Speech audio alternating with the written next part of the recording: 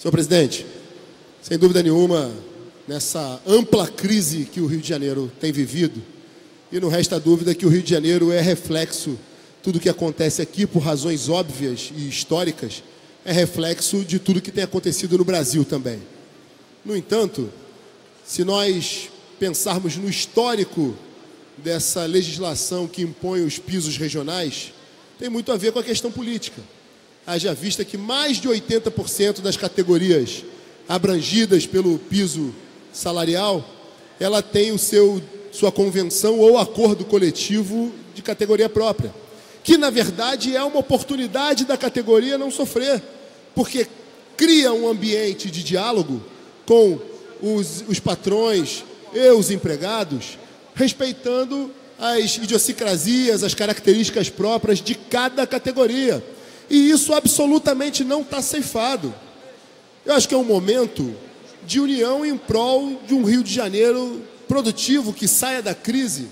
Infelizmente, o Rio de Janeiro hoje, senhor presidente, é um dos estados mais hostis ao empreendedorismo. É um dos estados mais hostis à fomentação de novos negócios. Hoje o Rio de Janeiro vive uma economia também, além do modelo do petróleo,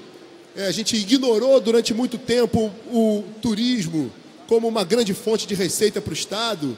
Nós deixamos que a nossa produção rural se perdesse em competitividade para outros estados. E a economia do Rio de Janeiro tem uma característica também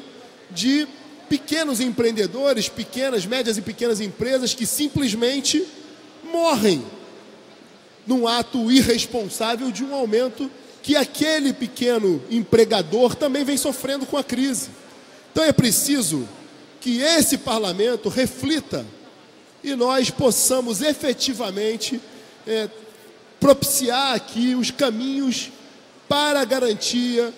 da volta do emprego, do retorno do emprego, para criar um ambiente mais tranquilo para o empreendedor. Nós já somos o ICMS aviltante que temos hoje, isso cria uma zona de subdesenvolvimento no Estado. Quem aqui percorre o interior do Rio de Janeiro percebe que nas regiões de fronteira, muitas cidades estão virando cidades fantasmas, haja vista que a competitividade no estado vizinho faz com que os negócios se movam para o estado vizinho. Então, senhor presidente, é preciso que a gente reflita na possibilidade, e sem ofensa a nenhuma categoria, sem extinguir direitos ou flexibilizar direitos do trabalhador, mas pensar naquele também que produz. A gente precisa parar de satanizar o empresário, o empreendedor nesse país, que é o que mais vai sofrer com um aumento fora dos padrões. O Rio de Janeiro já tem hoje, dentro de um cenário nacional, que apresenta ali números que variam em 12%, o Rio de Janeiro apresenta 15%. Nós temos que ter muita responsabilidade para que um gesto dessa casa, que garanta um aumento, não gere momentaneamente um aumento que é um aumento factual e não representa de fato a capacidade de aquecimento da economia, em detrimento de desemprego, de empresas fechando, que vai na contramão de tudo que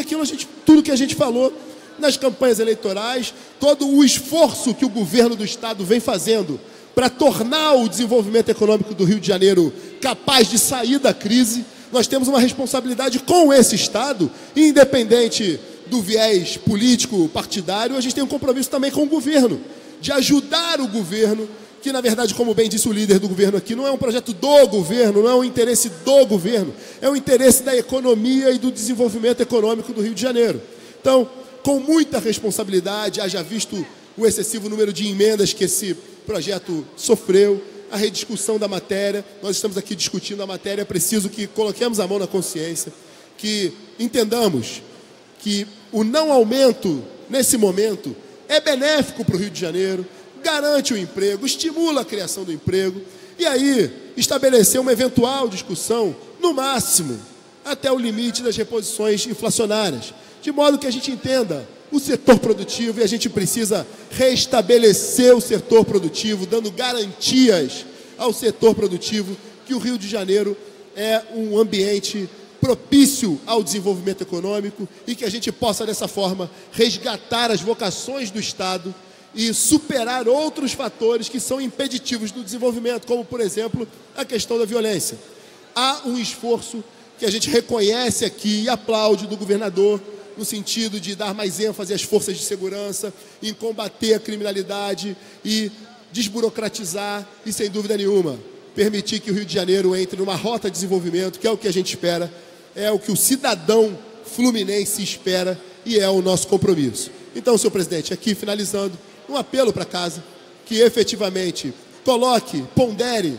nas suas proposições, nessas emendas e na votação que culminará na próxima semana, que a gente efetivamente faça um balanço, que talvez nesse momento o melhor para o Estado é não aumentar, não dar um aumento, haja vista que o Rio de Janeiro já tem um salário, historicamente, que também contribuiu para esse ambiente hostil, maior do que os nossos vizinhos aqui do Sudeste, e que a gente possa, nesse período, pelo menos, tentar retomar o crescimento. E, no caso da discussão, que a gente faça uma ponderação que vá até o limite ali das reposições inflacionárias, senhor presidente. Vamos brigar aqui, sempre, pelo desenvolvimento do Rio de Janeiro. Muito obrigado, presidente.